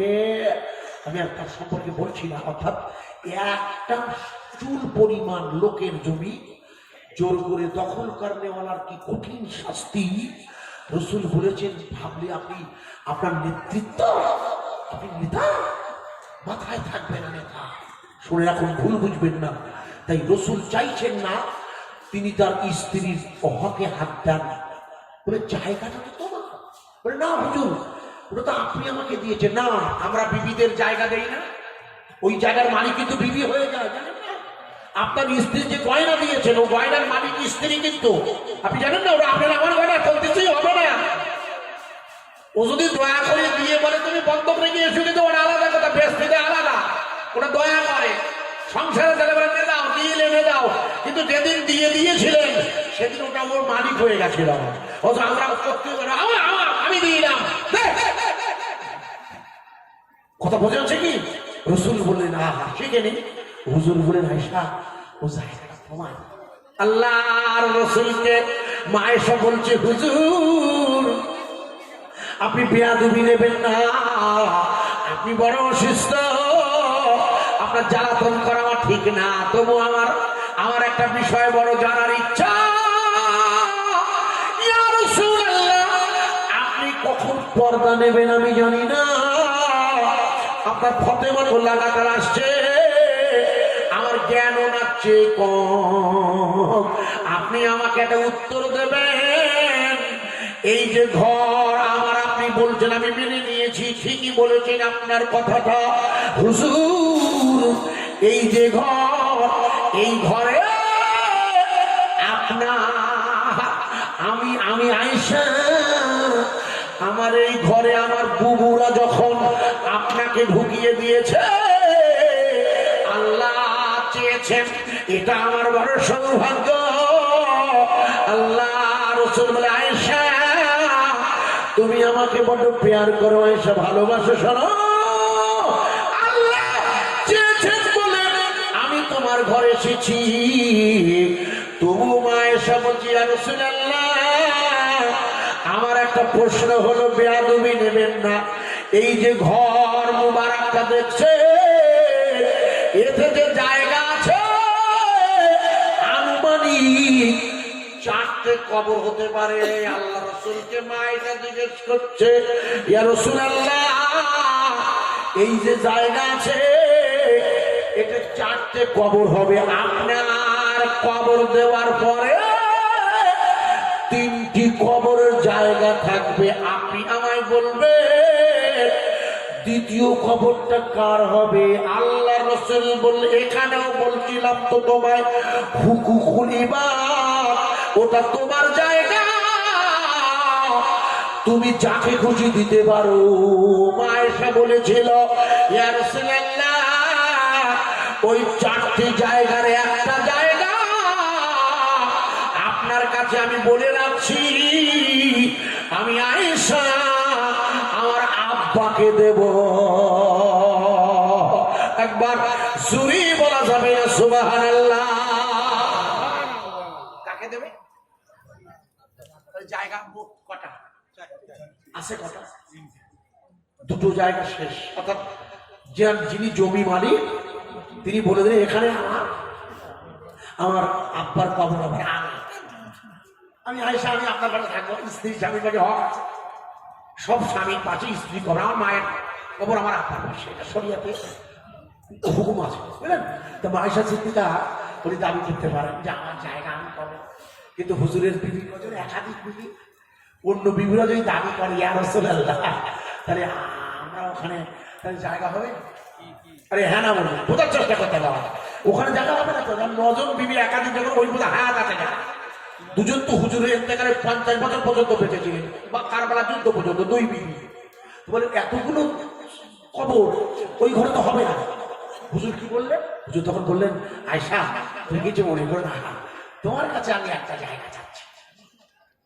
বলে হুজুর জায়গা তো মোট 4টে, তোমার আব্বাকে আমি একটা দেবো, স্বাভাবিক আপনার পাশে, কিন্তু আর 2টোর মধ্যে আপনি যদি আর একটা চান, বলে হ্যাঁ আমার একটা জায়গা দিতে হবে।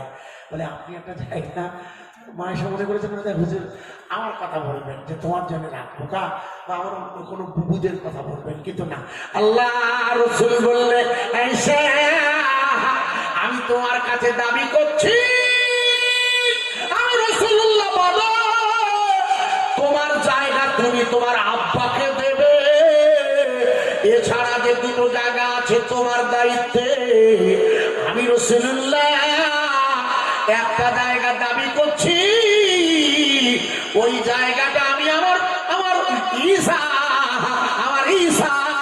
রুহুল্লাহ ঈসা আলাইহিস সালাতু ওয়াস সালাম আমার পরে আমার দুনিয়ায় আসবে, আমি আমার রওজার ভিতরে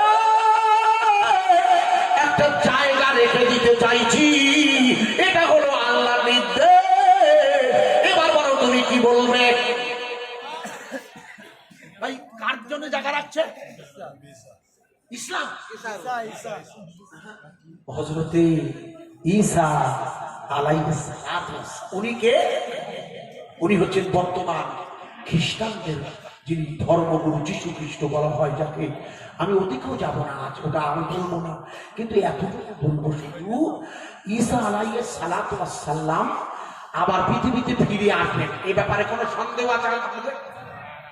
যে প্রশ্ন করতেছেন, কারণ তার তো খবর হবে, তার তো খবর হয়নি এখনো, কিন্তু মারা যাননি, আসেন তো আসমানে, রফা আনাকা উঠিয়ে নেওয়া হয়েছে, তাহলে তার খবর হতে গেলে দুনিয়ায় আসতে হবে না?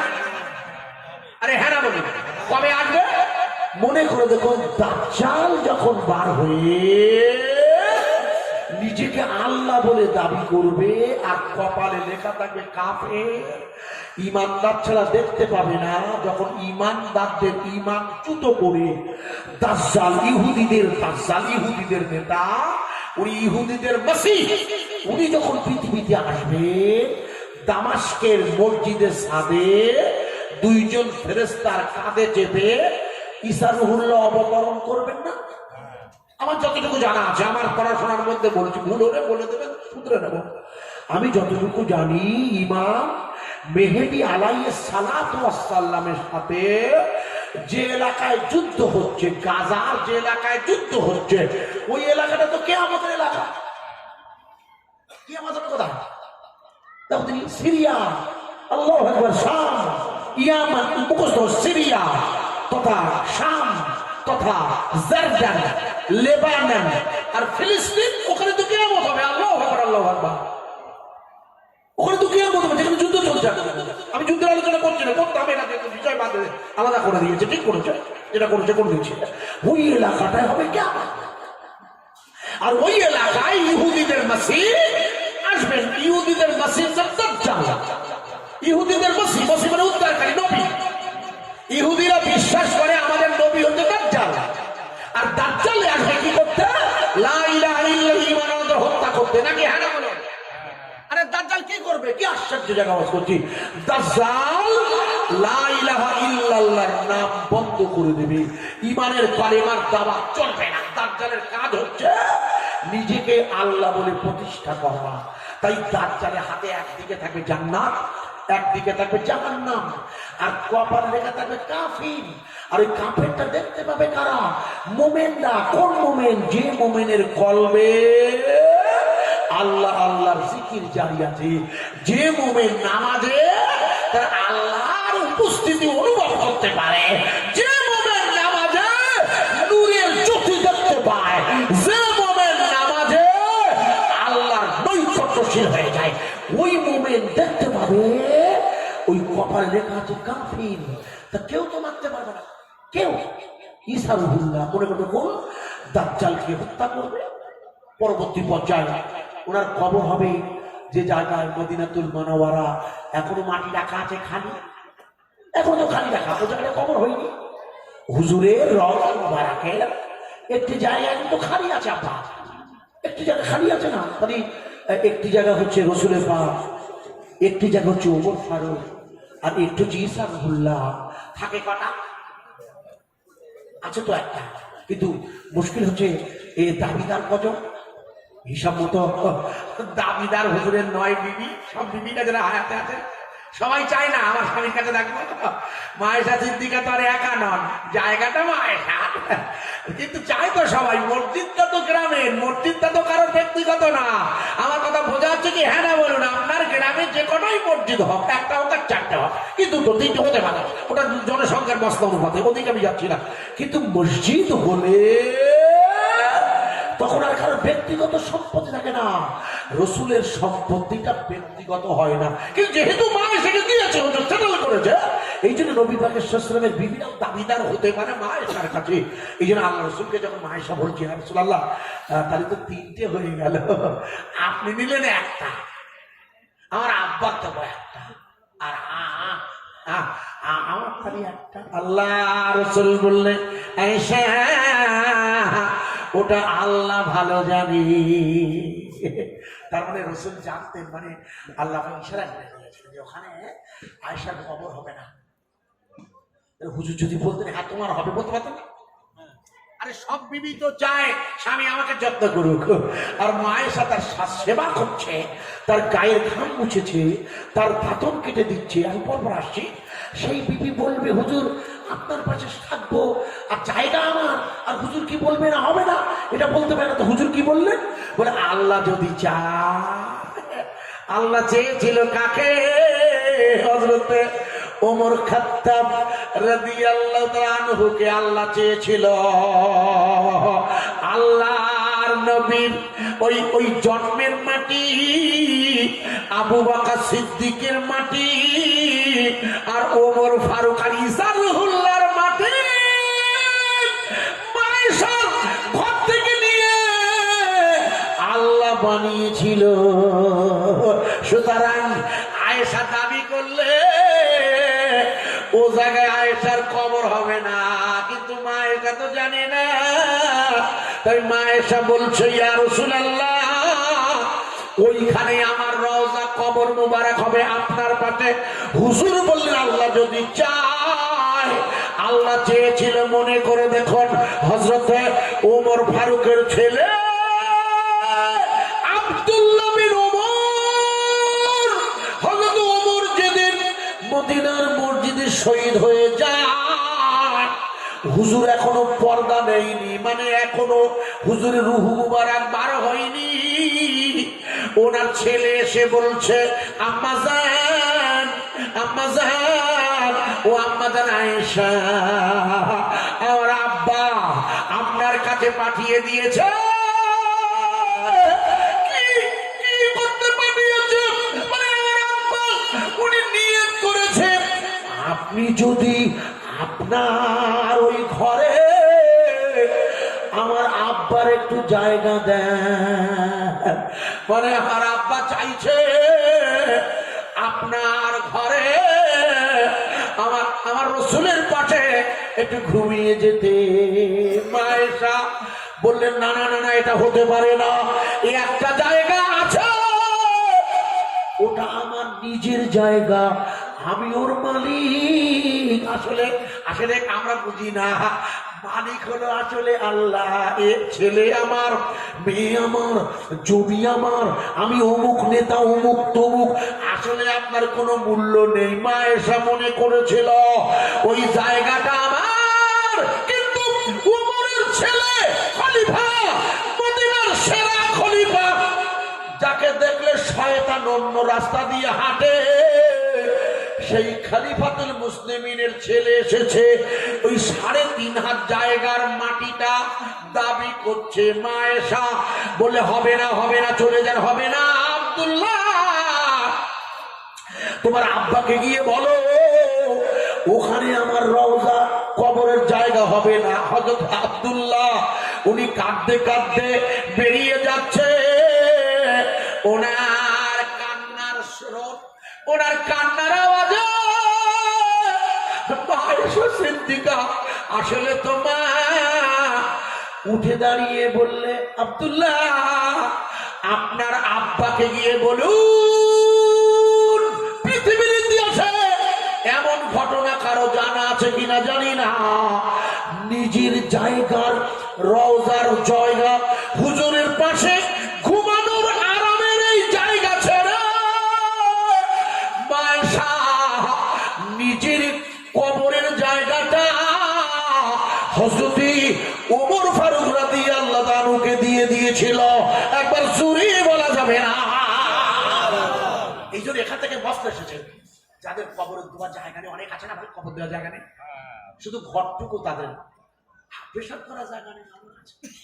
কবর দূরে হোক, কবরখানা দূরে হোক, পেশাব বাথরুম করার জায়গা নেই, এমনকি টিউবওয়েল রাখা। আমি দেখেছি, আমি তো বলি এত ছোট্ট জায়গা, পায়খানা করছে, আমি নিজে দেখেছি, তক্তপোষ উঁচু করে দিয়ে তলায় বাথরুম করছে, পায়খানা আমি দেখেছি, পেপারে বিশ্বাস করুন, বাচ্চাকে পড়াচ্ছে, বলে হুজুর জায়গা নেই।